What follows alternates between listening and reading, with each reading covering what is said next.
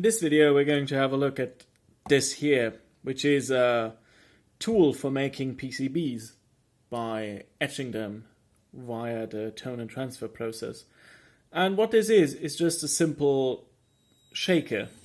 It just rocks this plastic container here and the containing PCB and etching fluid so that it stays in motion and etches, well, constantly, and gives us a nice etching result. And what I came up with, it's really nothing new, but it looks like this, which is just a platform here that has a holder for the plastic container. I mean, I designed this specifically for these that I bought at a local shop relatively cheaply. So it fits this nicely. But you could obviously redesign this to fit any sort of container. I'm actually using a similar thing for analog photography, or I'm planning on using that, because for the development phase you also have to shake the developing film in a solution. So yeah, this is this, and then it has this arrangement here, which looks a bit steampunky, but what it basically does is this part here, this goes around, and by doing that, the distance between these here increases or decreases. And if I get some cables here, I'll actually have a look at how this works. Yeah, with this going around, this is forced up and down. And if I sit it here on the table, it sort of gives it a gentle shake every once in a while. So, to really make this a usable thing, we'd have to use some sort of motor controller here for this little geared motor. This is a motor that is internally geared down quite a lot. It runs off of 5 volts. At least that's what they specify. And yeah, the motor is just mounted in here with some vibration absorbing pads, and just bolted down. A little bit of spare circuit board material. But the thing is, I basically want to vary the speed, and then I also want this to give me some sort of feedback when it's done. Because one real danger with this, with etching around circuit boards, is that you just forget about them, and then you come back 2.5 hours later and your thing is completely ruined. You have to start from scratch. So yeah, some sort of audible feedback would be nice. And then also I would like to vary the speed that this motor runs at, which shouldn't be too hard of a task. We'll just do this with some pulse width modulation, and then we'll probably put some sort of beeper on it. And on the timing, this isn't all that critical.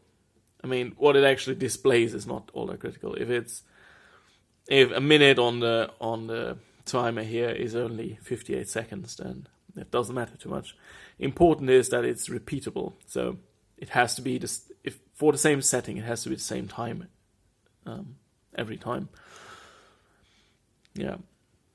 Another thing to note is this doesn't use any bearings at all. This is just an M8 screw going through here, just magnet, but that's all right. It doesn't produce that much friction, really.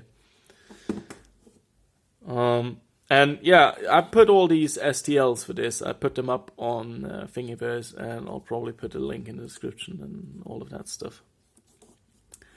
This has mounting holes down here, so I'll eventually mount this down on some sort of board.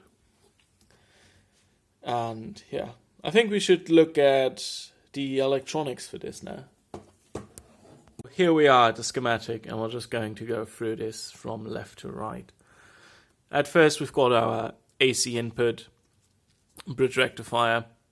I don't know if I'm going to power this from a dedicated transformer or from a sort of wall adapter like this. So I put a bridge rectifier on there. So if I have an AC input, I can use a bridge rectifier. If not, I just put the connectors that I put in here instead between here and leave out the rectifier, and then we'll have our DC input. Capacitor 7805 capacitors goes up to VCC supply. For the controller for this, I'm using an Atmega 8, which is overkill for this.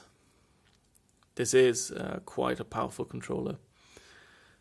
And it's really not doing all that much here.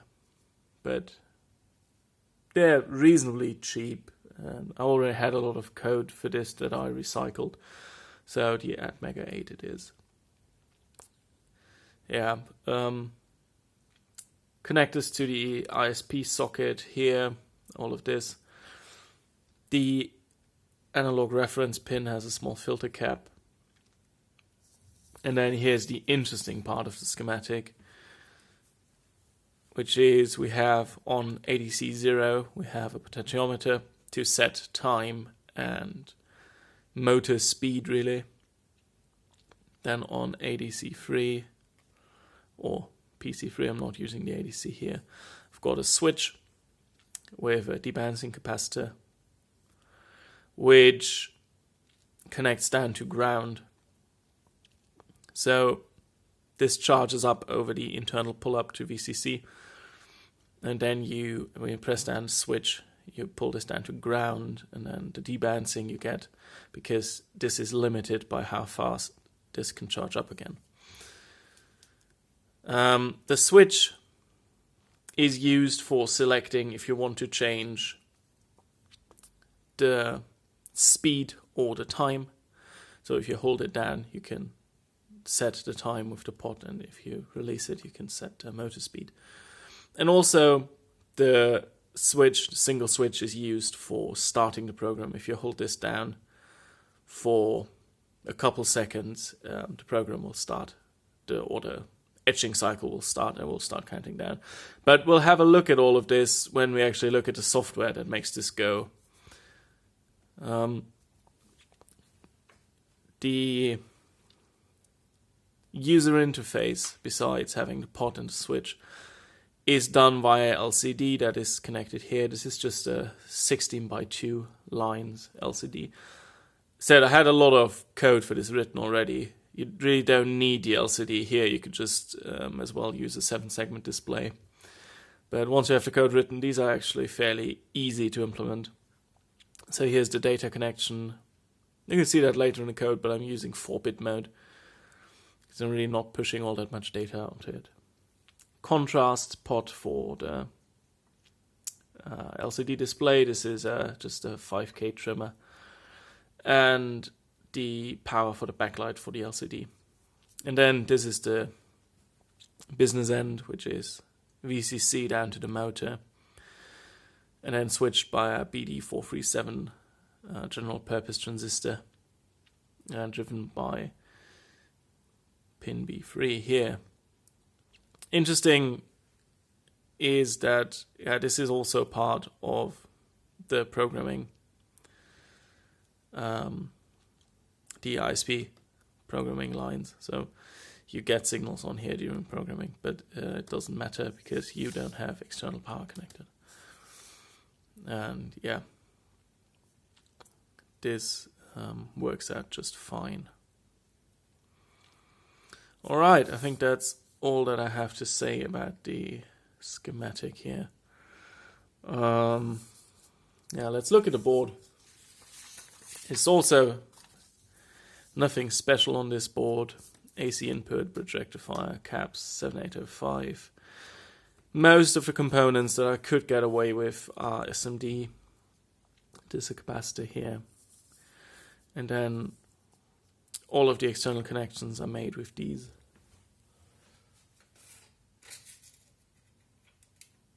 little probe connectors that I really like using, because you can either hook your probe to them, like your oscilloscope probe, or you can just solder a wire to them fairly comfortably.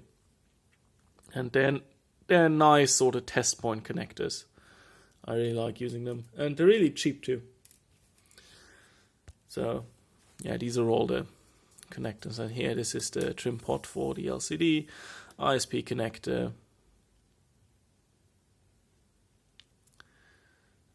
transistor here,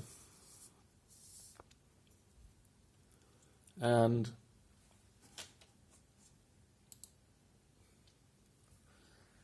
if you're wondering about this here, this is connected down to ground, and since this will be filled in, all of this will be filled in. But the isolation is such that there is no solid ground connection between what is filled in here and what's filled in here. There's a little line going over here.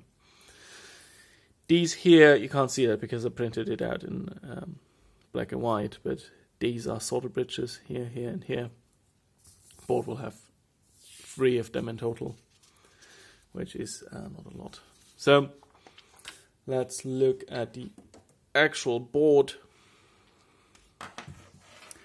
Looks like this, and as you can see, I don't have the bridge rectifier connected at the moment. I have these test points in place of the capacitor here, and yeah, the LCD is connected up here.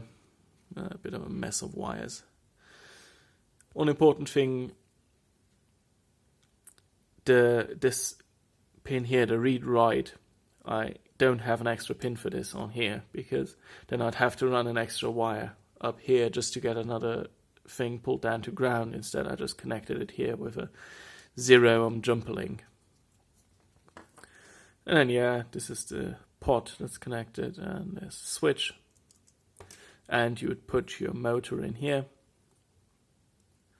And what I didn't talk about before is, yeah, it has a connection down here for a buzzer that can notify you when it's done. This is connected to PB0 here. This will just switch on when the etching cycle is done. So let's power this up. And I'm powering it from my lab supply. That is reasonably well filtered, so it probably doesn't need the capacitor that I omitted here. There we go. And as you can see, it turns on. See, motor and time is 15 minutes. And if you turn this pot here, you can change the motor speed. But since you don't want the motor just activating without you actually having started the program, this doesn't do anything at the moment. This is just a preset, really. I connected a motor here temporarily, so you can actually see this work. Just makes for a much better demonstration that way. So I've got the motor set to 50%, time set to 15 minutes. What I'll do now is I'll press this button, set the time to, I don't know, whatever I want. Let's call it 11 minutes, and then I'll hold this down.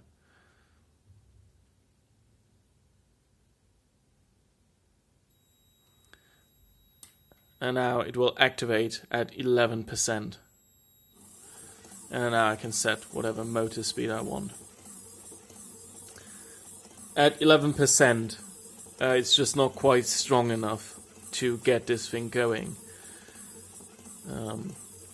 You could probably, once it's running, you could probably turn it down. And while it's running, you can always adjust the motor speed. But you couldn't adjust the time anymore.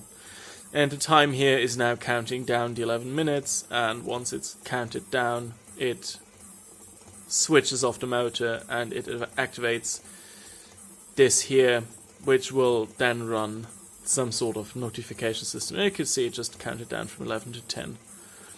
So yeah, that's all this is. So the next thing we should do is look at the code for this and how this all works.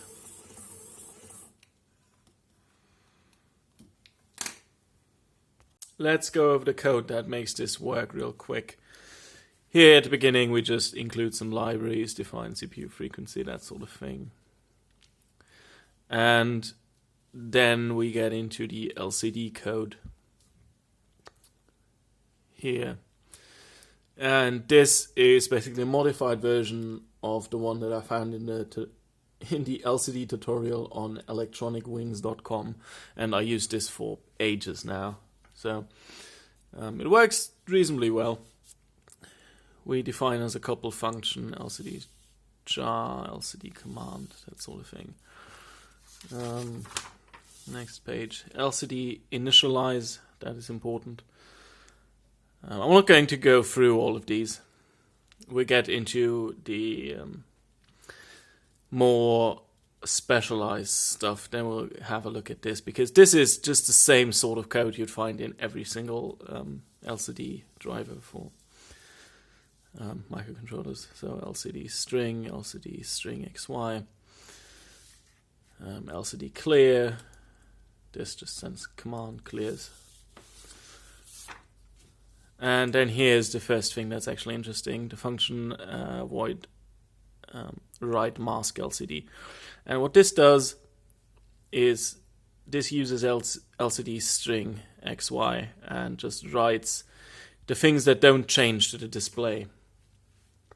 Because if we put that on and just update the numbers down here, then this results in an LCD that's not constantly updating and flickering, but still numbers update quite quickly. So this is the update LCD function.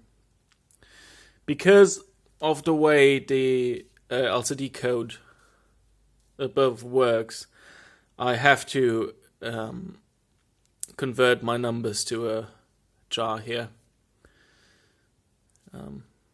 like this. And then we'll just write out the first line, and we divide this into, this is for the percentage, so we divide this into below 10, from 10 to 100 and 100. And then we just write out the numbers that we get, that we put into the function here. So I'm using F here as the PWM, and set is the time. And we just have the same thing for the time here. Although we omit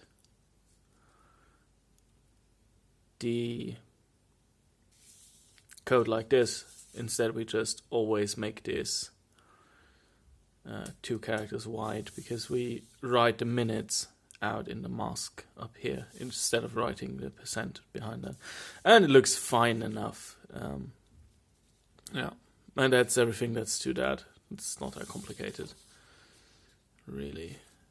And you can get this code if you want to run this. You can get it on my Gitlab, but you always write your own. And in that Gitlab, you also find the board files and the STLs and everything. But I'll also put it up on Thingiverse, the 3D printed stuff, and link to this video. So next thing, we have a function that initializes the ADC. And this you just get from the datasheet for the Atmega 8, which bits you have to set how to get the ADC you want. And we go into the main loop, and this is actually where it gets reasonably interesting. We define ourselves some variables here. Set the data direction registry. And this is PB0. This up here is the buzzer. And PC3 is where we have our switch connected. And then we also enable the pull-up for this. And we need this for, well, to detect the switch state, but also for debalancing. Then we activate our PWM on timer 2.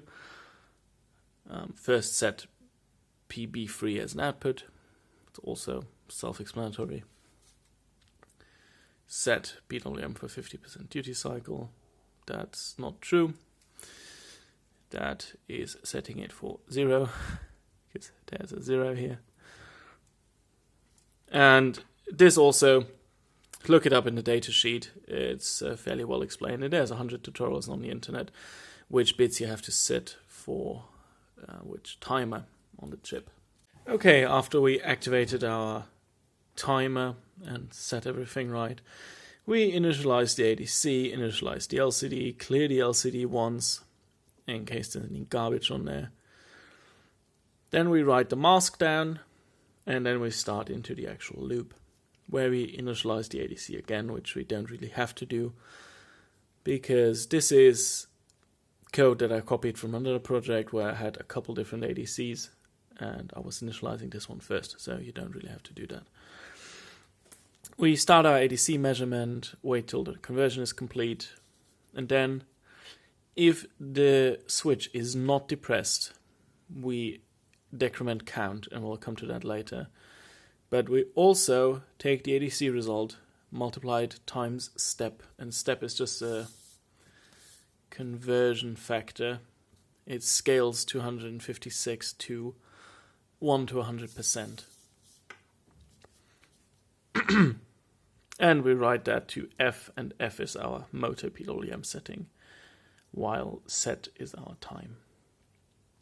And if the switch is pressed, and there's currently not an etching cycle running, then we increment count, to which we'll come in a second, and we take the ADC result and write it to the time to set here, and that this basically updates the time on the display.